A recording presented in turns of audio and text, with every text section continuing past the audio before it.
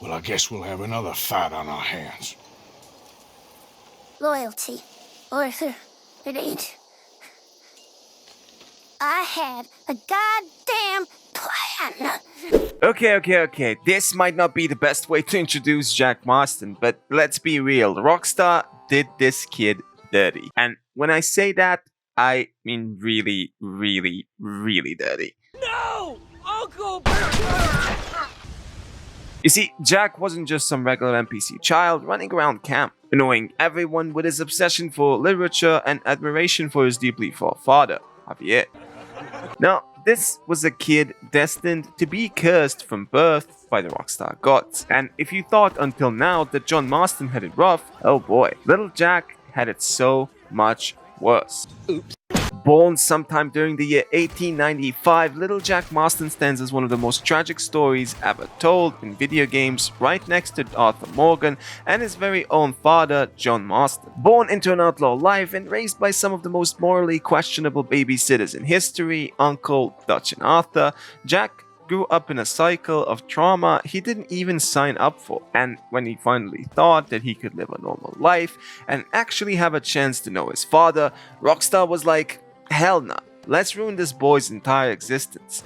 And ruin his existence they certainly did. So today, in this super tragic video about an extremely tragic character, we dive deep into why Jack Marston had it worse than his deadbeat father, John. Jack's early years were, well, let's call them chaotic. Most kids probably grew up with bedtime stories and warm meals, while Jack, on the other hand, grew up with shootouts, train robberies, and an old man suffering from a serious medical condition. I got a serious medical condition. From the second he was born, Jack's fate was already hanging by a thread. His mother, Abigail, was a former working girl, while his father, John, was an outlaw who was so committed to dodging responsibility that he literally was the first man to go get milk and never come back. And his babysitters, a gang of career criminals led by a man with 1,000 plans. Taking all of this into consideration, it's honestly a miracle that little Jack ever made it past the age of 5. But despite growing up in a world where shootouts were as common as breakfast, Jack still had that innocence to him. He wasn't like John or Arthur. In a way, he was more like Uncle, as he wasn't really built for this life. You could see it every time he picked up a book instead of a gun. He wanted to be more than just an outlaw or cowboy. Unfortunately for him, Rockstar really didn't care. He was surrounded by people who, despite their love for him, were walking disasters. On one side, he had Dutch, promising one last score every 5 minutes. On the other, he had Javier singing sad songs about Mexico, while Bill and Uncle competed who could be more useless for the gang. The only real people who actually cared for little Jack were Arthur and Abigail. Two people who knew deep down that they had to get him out before the gang's inevitable collapse. When looking at the life that little Jack had lived, we can see that his life was cursed from the start. Being born at the turn of a century into a life of crime with people who constantly were on the run. He was doomed to repeat the cycle of violence in one way or another. One thing that I have to mention before continuing with the deep dive is the fact that I always wondered where little Jack was during the Blackwater Massacre. I genuinely can't imagine anything else being canon other than him blasting fools left and right while Dutch is screaming "I have a plan" from the top of his lungs. Add to that a little bit of lumbago and a giant rat who set them up, and you have one of the best plots in the history of Red Dead Redemption. Moving on. Back in chapter 2, when Arthur takes Jack fishing, we can easily see how innocent this kid truly is. But shortly, that innocence gets stomped when Agent Milton and Ross approach Arthur and mock little Jack. Oh, we're all gonna die, Agent. The symbolism here is quite nice, as we see Jack with all the purity still intact, not understanding that the man in front of him will eventually be the reason he's left all alone. When things started to slowly fall apart and the gang were forced to move from one spot to another fairly quickly, Jack was the one who suffered the most. Not having a spot that he could call home or safe haven to retrieve to when things got rough. And on top of all of that, when the 200 IQ man with a plan, Dutch Van Der Linde, got into bed with the Braithwaites in hopes of robbing them, little Jack was the one that paid the price. Where's my goddamn son? The poor kid gets kidnapped and handed over to Angelo Bronte, a literal crime lord who probably saw Jack as nothing more than a bargaining chip. While Dutch was busy pretending to care and Arthur was actually trying to get him back, Jack was sitting in some mansion, eating spaghetti and probably wondering why his family was like this. Salute me, familia. And when they finally rescued him, Jack didn't feel the same. Before, he was a happy, imaginative kid, and after Bronte, he was quiet, distant, changed. You could see it in the way he talks, the way he stares off into space, and in the way he never truly returns to the carefree child he once was. And if you think that was the worst thing he'd go through, you, sir, haven't been paying attention. Because all of this was just the beginning. After years of running, fighting, and trying to leave his past behind, John Marston finally gave his family what they always wanted, a home. For the first time ever, Jack had something normal.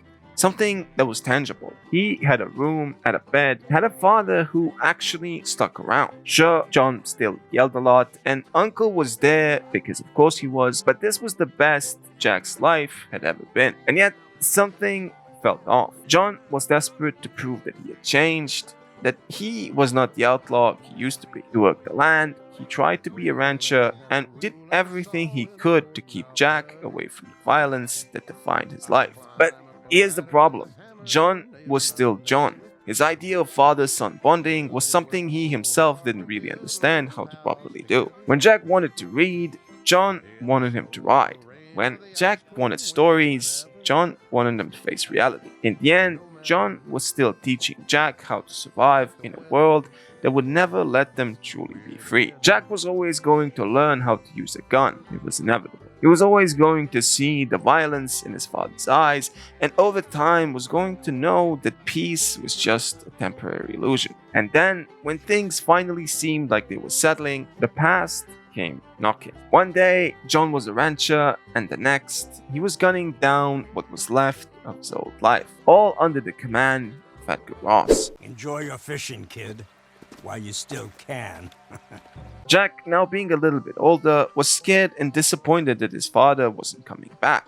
He didn't know or understand the situation that they were in. He, in a way, blamed himself for what was happening. After spending a while under the control of the government, John finally returned and promised Jack that he was there to stay. He promised that he would be the father that Jack needed. And for a fair bit of time, things were looking bright for the Marston family. They found a sliver of peace, and it looked like Jack might actually have a shot at a normal life. After all, he wasn't being kidnapped, wasn't hearing gunfire in the middle of the night. He had a pet dog and animals to take care of, and most importantly, a dedicated father trying his best to be better than he was before. And even though John tried his best, the scars from their past were too deep for Jack to handle. While others were playing outside, Jack was spending most of his time reading books about knights, adventures, and anything that didn't involve his family's bloody past. And just when things seemed like they finally normalized, Edgar Ross came for the last remaining members of the Van Der Linde gang. You suck! The day John Marston died is the day that Jack's childhood did as well. Jack had already lost Arthur, Hosea, and the entire gang that once felt like family. But now, the one father figure he actually had left, his real father, was gone too. When those agents swarmed Beecher's Hope and gunned his father down, Jack learned the most important lesson of his life. The world doesn't let people like the Marstons live happily ever after. At least the world of Red Dead Redemption. Jack had spent his whole childhood being torn between two worlds. His mother wanted him to be a good boy, to get an education, to be better than the life they had. His father, no matter how hard he tried, was still an outlaw. And deep down, Jack had always been fascinated by that. He might have spent his time reading adventure books, dreaming about being the kind of a hero who rode off into the sunset and saved the day, but his reality was something else entirely. After John died, Jack and Abigail were left with nothing. No gang, no protection, just a house and a ranch that no longer felt like a home. And Jack, still just a kid, had to step up. The last thing Arthur ever said to him was, "Be brave." So he did. He buried his father, he watched his mother break down under the weight of grief, and then, not long after, he lost her as well. She withered away, dying in the very home John built for them. And just like that, Jack Marston, who was barely more than a teenager, had no one left. No gang, no father, no mother, no family, not even a lazy drunken uncle with a terminal case of lumbago. I got lumbago! And from this came the rage. Jack, the quiet kid, the bookworm, the boy who once dreamed of being something more, died alongside his parents. The Jack that stepped out of Beecher's hope in the epilogue of Red Dead Redemption 1 was someone else. Someone with no real purpose except for revenge. When we take control of Jack in the epilogue of RDR 1, the voice lines that he does when killing random folks are quite frankly a bit disturbing. He says to blame his family, just like you taught me, Pa, and other voice lines that in a way sound disturbing when you're doing a dishonorable thing, like skinning a dog on the main square in Blackwater. His entire arc from an innocent child with an admiration for literature to a gunslinger writing down his own story is, in a way, poetic, as he did always want to be the hero inside of the story. For him, killing Edgar Ross wasn't just revenge, or even justice for what this man did to his family. For the Jack that came out from Beecher's hope, this was inevitable. Jack tracked Ross down with the same blood that ran through Dutch's gang. He rode with the same instincts that once belonged to John. He hunted Ross like an animal, dragging him out of retirement and forcing him to face his past, in the same way that Ross had done to his father. Jack thought revenge would bring him peace. It didn't. The moment Edgar Ross hit the ground, Jack didn't become a hero. There was no applause, no justice, no closure, just the cold reality of what he had done. In the end, we never really hear about any consequences for Ross's death. No bounty posters, no agents tracking Jack down, no stories about a rogue Marston wanted for murder. This maybe just proves that he got away in the end. But even if he did, here's the real tragedy. Escaping justice didn't mean escaping fate. Jack was still alone, still cursed to be the last of the Marstons. Unless, of course, he ended up donating his swimmers for young ladies of the 1900s to make more Marston swim.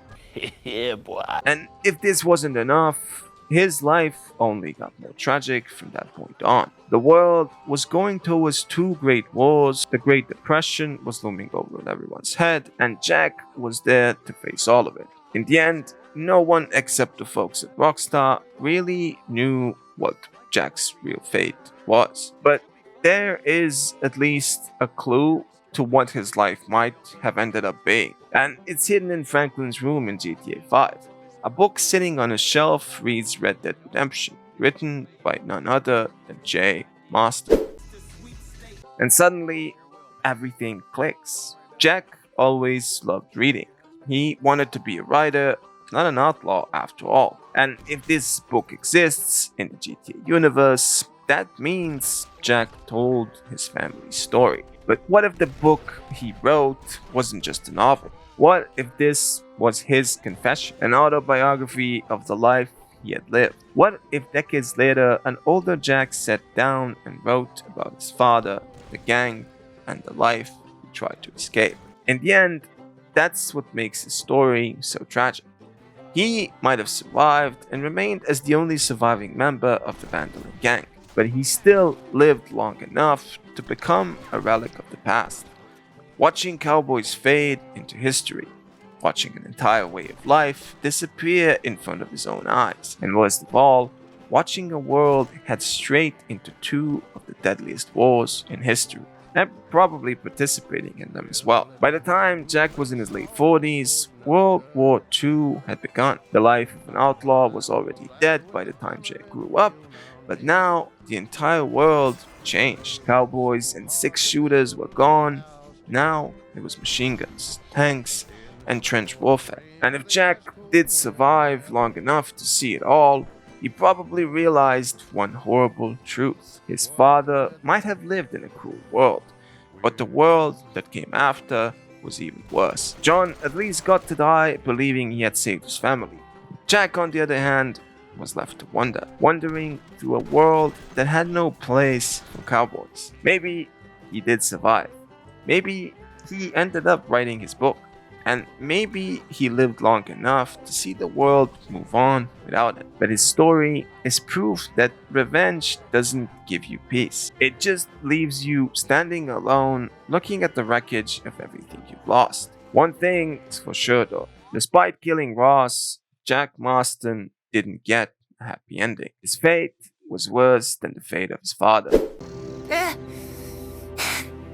I'm dying, sister. Okay? Yeah, I got TB. Anyways, what do you guys think?